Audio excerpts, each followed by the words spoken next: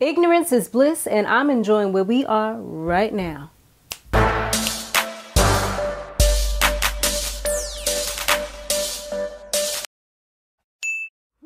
Wise words of Miss Porsha, what is it, Stewart? Well, soon to be something else, perhaps, maybe, we shall see, to be continued. All right, so Porsha's man, that was like the last scene that we ended off at. They were having their nice little dinner. He gave her that box, and I was like, that box looked kind of big. That more so kind of looked like a watch box to me.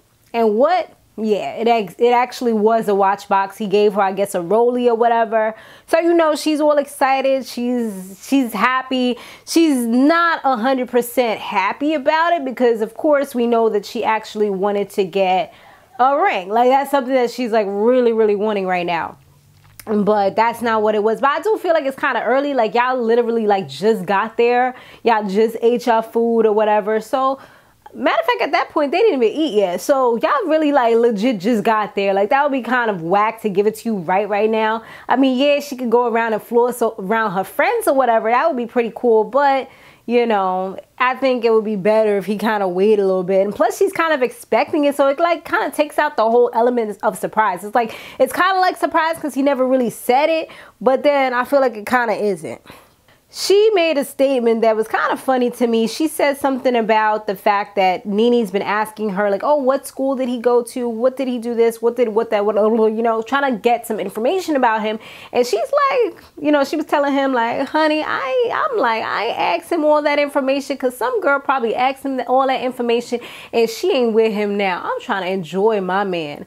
And I'm like, girl, like, you doing way too much. Like, yeah, you can enjoy somebody, but I also feel like you need to know something about them. Like, you got to build rapport. You got to have some conversations. You got to know a little bit about their background. I mean, you don't got to know about their sexual fantasies and, well, not maybe fantasies, but no, their sexual history. I mean, there might be some lines you want to kind of stop right there. But as far as, you know, stuff like this, I feel like those are things that you should probably be asking. But it almost seems like she's so scared to lose him that she doesn't want to poke the beast. She doesn't want to get too far into it.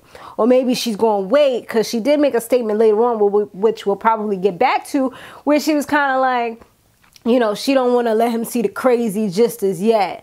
I mean, he got to see it at some point because you don't want him getting married to you and then seeing the crazy and then kind of being like, damn, like, this is not what I signed up for. And I feel like that's what a lot of people tend to do. They get locked down and then that's when they start becoming somebody and it's like, you weren't like this when we got together. Like, who are you? And they could legit say that because they were showing them a representative. They wasn't showing them the real them. You know what I mean? That's why I'd be like, you're going to get what you get. Like, I'm crazy and you're going to know I'm crazy. So it's either you going to accept this crazy or, you know, let's part ways because it ain't going to get any better. You know, it ain't going to change. It's either you going to accept this crazy or you not. You know what I mean? So what you want? And that's real.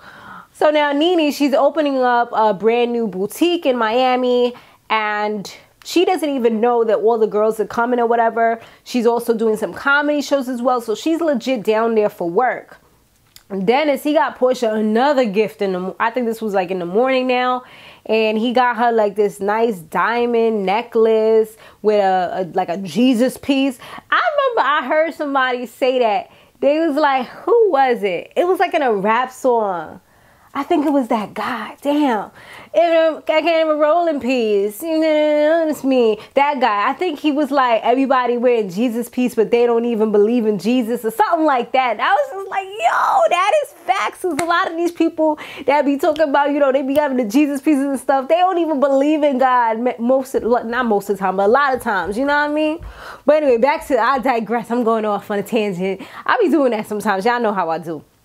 So anyways, back to this. So yeah, he got her this nice little, you know, little cross or whatever. And she was loving it, of course. You know, more jewelry. He's like, happy birthday. And the crazy thing about it is that she was about to brush her teeth, but she realized that she didn't have her toothbrush. So she ends up asking him for his toothbrush.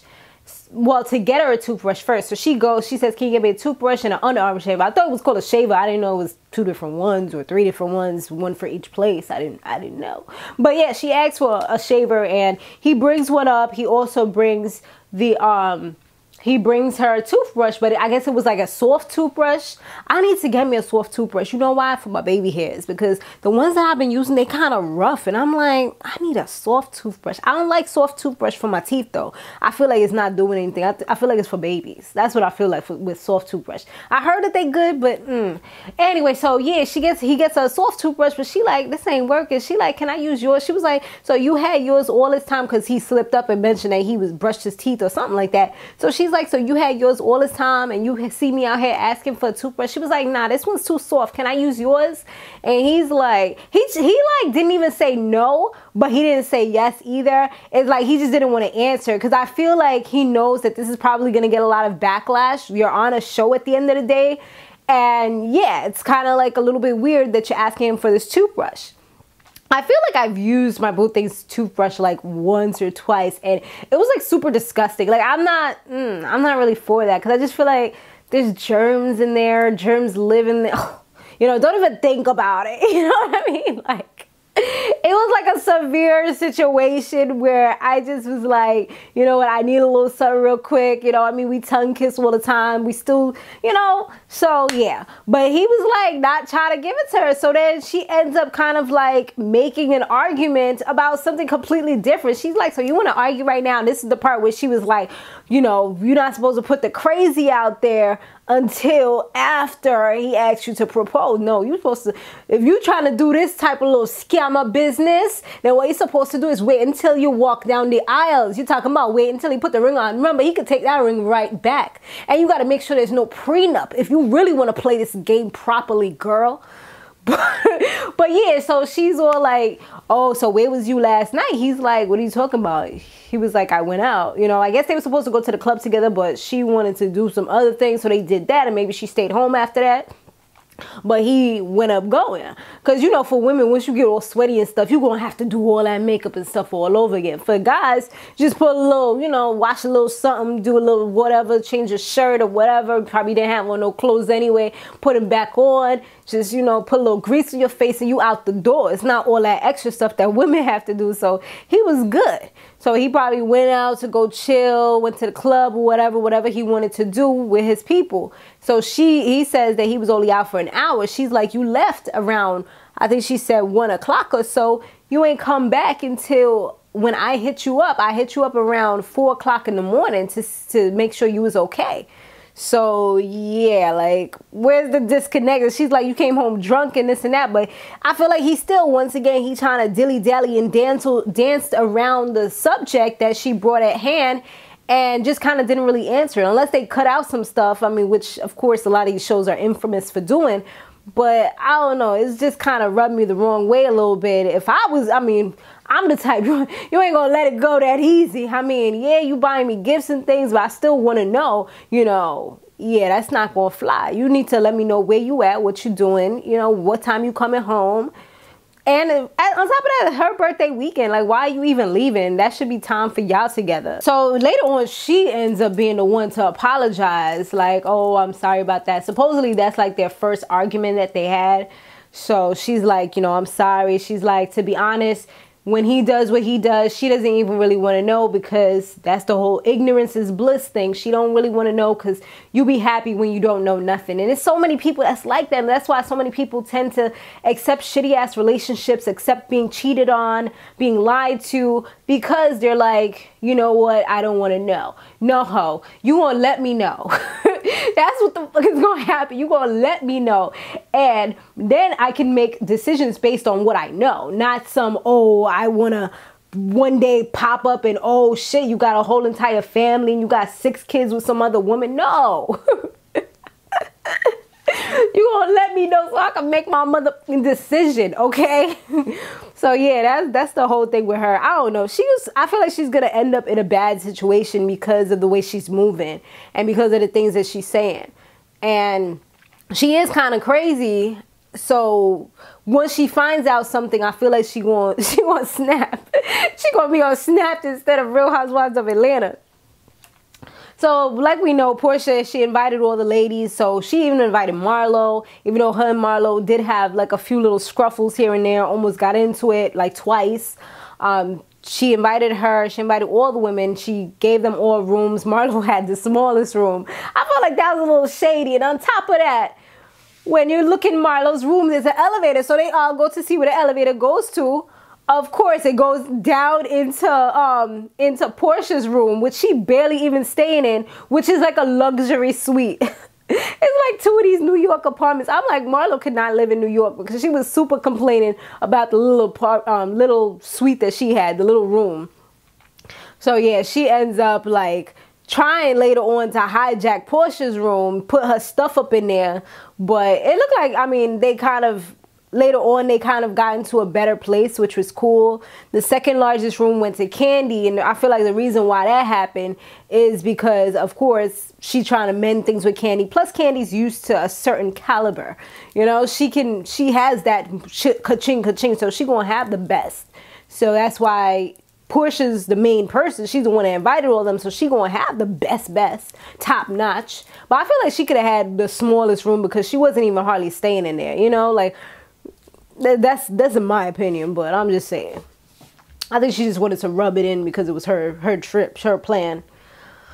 Following that, Nene, she was surprised by all the women just kind of meeting her and Greg and just kind of embracing them, and just you could see all the love that came from them and how they feel about Greg as well, because you know he's been like family to all of them for so long. When you have coworkers, they become a lot of times closer to you than your own family. I mean, for them, luckily they get times off, but I remember back when I used to work and have coworkers and things like that, it's like you're so close to these people. You see them for like 8 hours a day, and a lot of times by the time you come home, it's like you barely get to see your family. You just eat dinner with them, maybe watch a show or two, and then it's time to go to bed, you know? So a lot of times you're actually spending more time with those people, which is crazy when you really think about it. So yeah, they genuinely showed care, concern. Cynthia, she had moments where she broke down. Nene, she went ahead and did her thing on stage. And even Lonnie Love, like she showed how much she cared for Greg as well, had him come out on stage. And I thought that was a beautiful thing because it's the little things in life that really matter. And like Nene has said, one of the things that the doctor told him was that you have to keep on living, because once you shut down mentally, your whole thing shut down, you know? And it's definitely something that you have to kind of constantly remind yourself. And it's a good thing that he has so many positive and beautiful people around him to kind of uplift his spirits and keep him going. Because I've seen, and it's funny because I've seen that before where I've said, you know, a lot of times people get diagnosed with something. They were perfect up until that one day when they got diagnosed with something, and then all of a sudden their whole entire, like everything just starts failing. And it's crazy because it's like they were so good before. And it's almost like something changed as soon as they heard that diagnosis, you know? It's like everything, they just kind of gave up on life. They all had like a sit-down chat, just kind of talking. Porsha, of course, she wanted to show off, tell them about what her boo thing Denis gave her and things like that.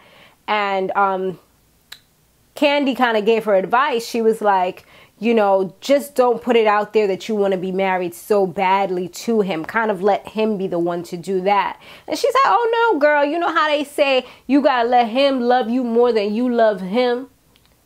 That's how I feel like it is, you know?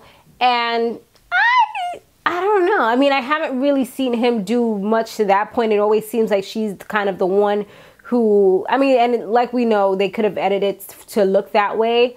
But she kind of looks needy and more so like she wants him and wants this ring and wants to lock him down so badly that she's willing to kind of like just exist in. It's almost like she just wants to get to the place in life that she wants to be. Like, you know, she wanted a baby. She wanted a husband again. She wanted to be a real housewife, official real housewife of Atlanta. So it's like, I feel like she's trying to speed it up because she feels like she's gotten somebody good, although she hasn't done a lot of background information and kind of doesn't want to know too much.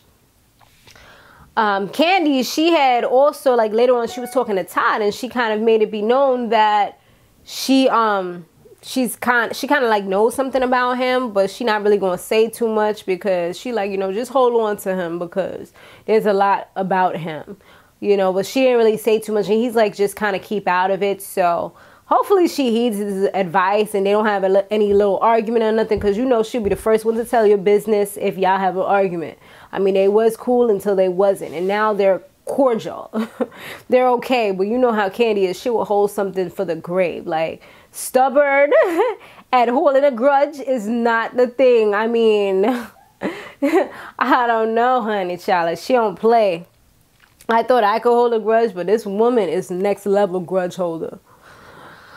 And what happened after that? So, I mean, what's her name? Nene, she had her boutique opening, like the official opening. She had a pre-opening like a few days before, but she had the real thing.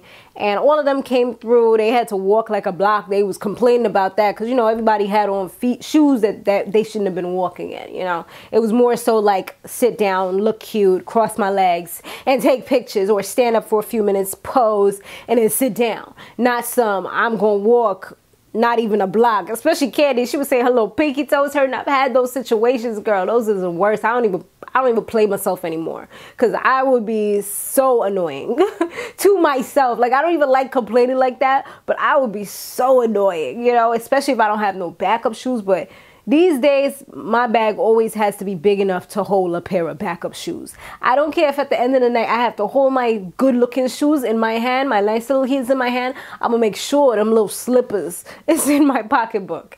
But that was pretty much the episode.